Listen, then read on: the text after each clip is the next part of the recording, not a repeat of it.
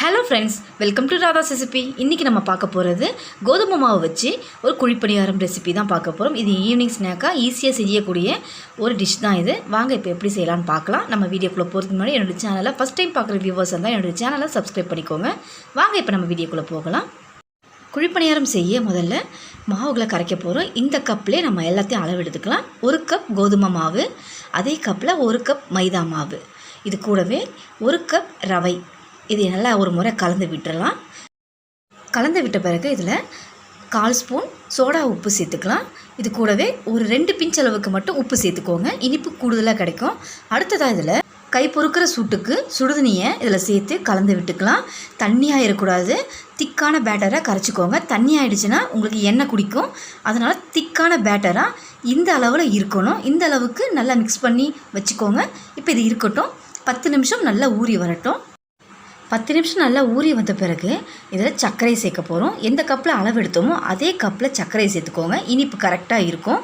இப்போ இதை சேர்த்துட்டு இது கூடவே அதே கப்பில் இட்லி மாவு இதையும் சேர்த்துக்கலாம். புளிச்ச மாவாக எடுத்துக்கோங்க. இட்லி மாவு சேர்க்கறதுனால கொஞ்சம் கிறிஸ்பினஸாக இருக்கும். இது ஆப்ஷனல் தான், நீங்கள் வேண்டானா ஸ்கிப் பண்ணிடலாம்.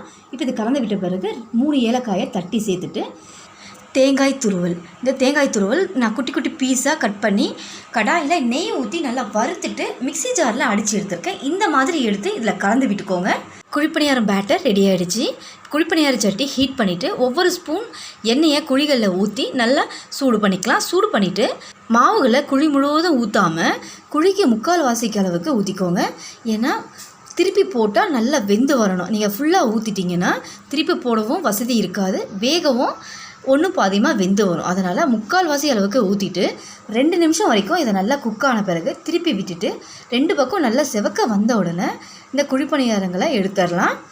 2 பக்கம் நல்லா வெந்து வந்துருச்சு. இப்போ இது எல்லாத்தையும் எடுத்துடலாம். ரெடி ஆகிடுச்சு குழிப்பணியாரம். இதை நீங்களும் செஞ்சு பார்த்துட்டு எப்படி இருக்குன்னு எனக்கு கமெண்ட் பண்ணுங்கள். என்னோடய வீடியோ பிடிச்சிருந்துச்சுன்னா லைக் பண்ணுங்கள், ஷேர் பண்ணுங்கள். என்னோடய சேனலை மறக்காமல் சப்ஸ்கிரைப் பண்ணுங்கள். தேங்க்ஸ் ஃபார் வாட்சிங்.